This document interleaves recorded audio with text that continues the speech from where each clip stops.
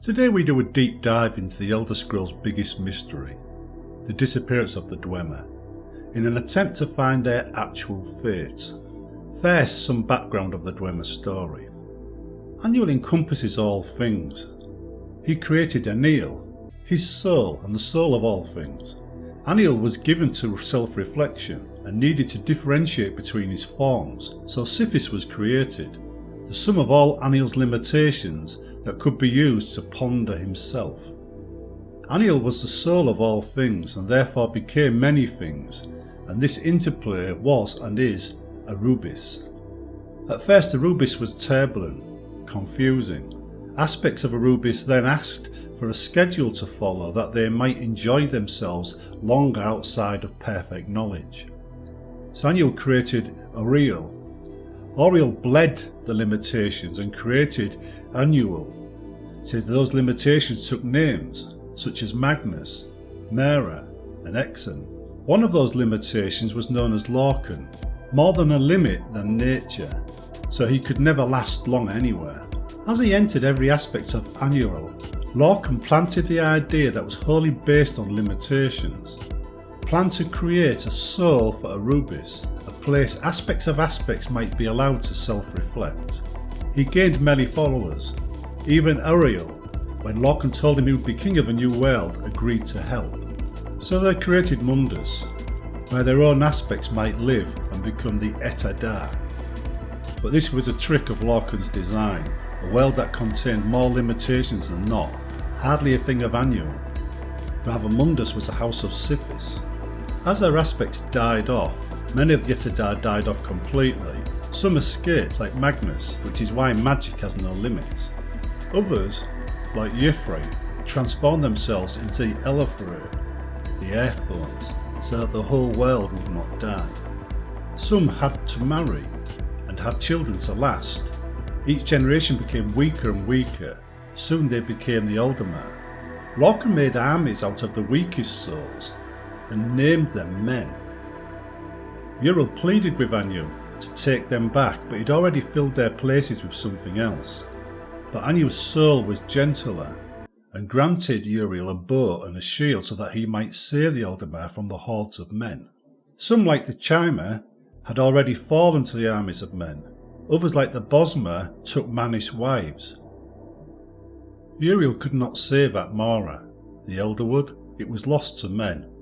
They were chased south and east to Old Elefre, with Lorcan close behind. Finally, Timorak, Auriel's greatest knight, knocked Lorcan down in front of his men and took his heart. Lorcan was undone. The men dragged away Lorcan's body and swore bloody vengeance on the heirs of Uriel for all time. When Timorak and Uriel tried to destroy the heart of Lorcan, it laughed at them. It said, "This heart is the heart of the world, for one was made to satisfy the other." So Uriel fastened the heart to an arrow and let it fly along into the sea, where no aspect of the new world may ever find it. The heart was lost. And now we enter the Dawn Era, also known as the Beginning Times. After the events that created Mundus, the Dwemer were a small tribe of elves that grew into a great house and eventually an empire. The Dwemer believed in reason over faith, unlike the High Elves and the Chimer, who believed in Aedra gods and Daedra respectively. In the Dawn Times, the Dwemer researched the Earthborns, Elefre. The Elefre were the remains of the gods whose power was spent creating Mundus after being tricked by Lorcan. They exist now in the Elven race and as Aedra worshipped by elves. Whilst learning how Mundus was created and how the gods were laid low by the trickster Lorcan during the creation of Mundus, the Dwemer started to unravel the secrets of Anu, Mundus and all, started to learn how Lorcan had brought about the creation of Mundus itself. The Dwemer are agnostic, but the Chimer, who would later become Dark Elves, worshipped the Daedra. The Daedra believed the Aedra had been foolish in giving up their power to create Mundus, and created realms of their own without giving up any power. These realms are the realms of Oblivion. After the Nordic High King Virage the Gifted conquered most of Morrowind in the First Era 240, only the Dwemer kingdoms remained.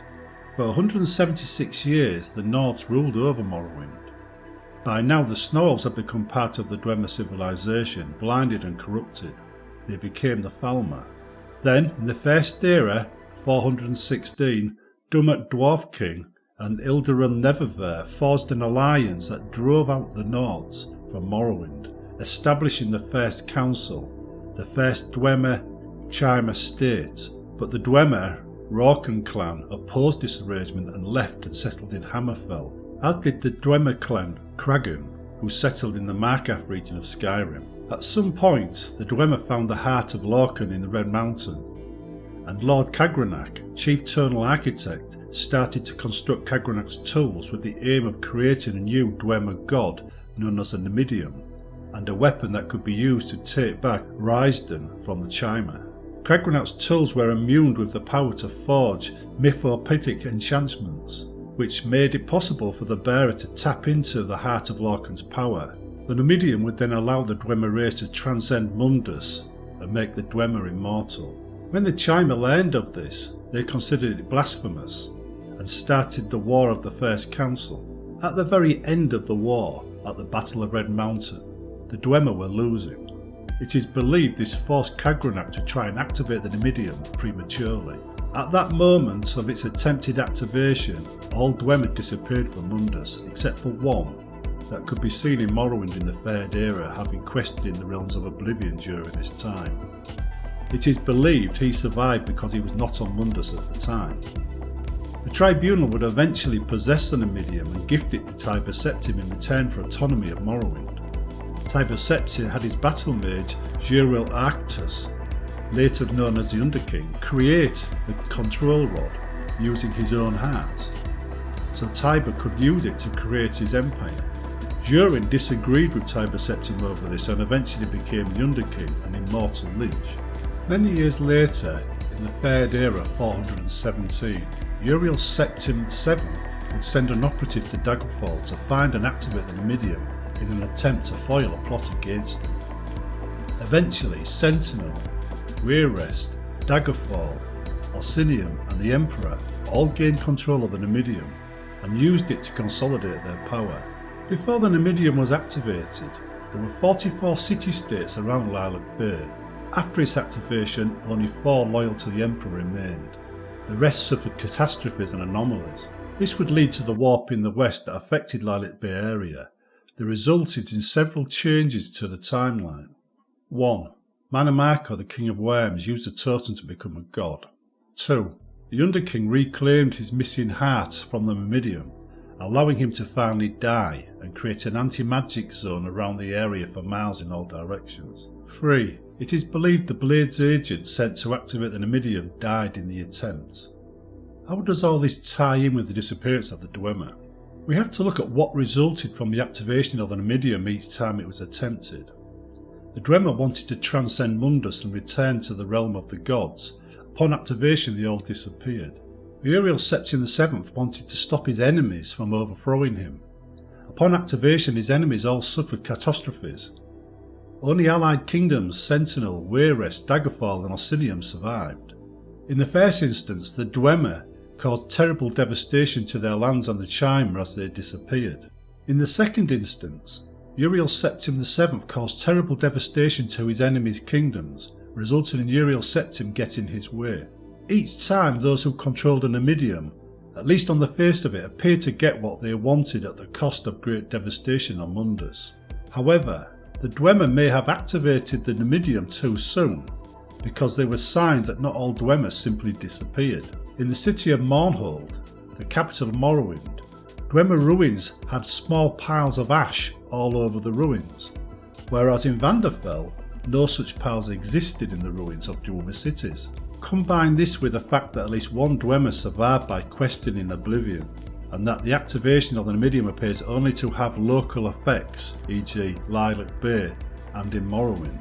We could draw the conclusion that the premature activation of the Numidium by Kagranach resulted in the Numidium not having enough power to grant Kagranach his wish and make all Dwemer immortal, resulting in the Dwemer living further away from Red Mountain, burning to ash, whilst those closer simply disappeared. Some believe the Dwemer died that day, Others believe they succeeded in transcending Mundus to become immortal along with their new god, the Numidium. We know from the warp in the west that Mannimarco became a god and reappeared on Mundus during the Oblivion Crisis, only to be defeated by the hero of Kvatch. So we know the Numidium had the power to make mortals immortal and even create gods. In conclusion, I would suggest that the Dwemer plan to transcend Mundus, become immortal and create a new Dwemer god partly worked, at least for those nearest the Red Mountain. The devastation that always seemed to follow the activation of the Numidium was what wiped out the kingdoms in Lilac Bay, leaving the cities supporting Uriel Septim VII intact, because he wanted this. He wanted his enemies destroyed. He wanted his allies kept safe. Uriel Septim had his wish granted by the Numidium. Let us not forget that Mannimarco, the King of Worms, also got his way and became a god when using the totem to control the Numidium, and that because of the Numidium being made basically using tools made from the heart of Lorkhan, then maybe the damage caused upon the activation of the Numidium is a sign of the power it draws from Mundus itself at the point of activation. If we follow this line of reasoning and look at what happened to the Dwemer, at least the ones in Red Mountain if not Mournhold, we have to assume that if Uriel Septim got his way, then maybe the Dwemer did too, and they are now immortal and have their own Dwemer god. In which case, we may one day see the Dwemer return to Mundus, and maybe new stories unfolding about them. Hope you enjoyed this video. Don't forget to like and subscribe, and I will see you in the next one.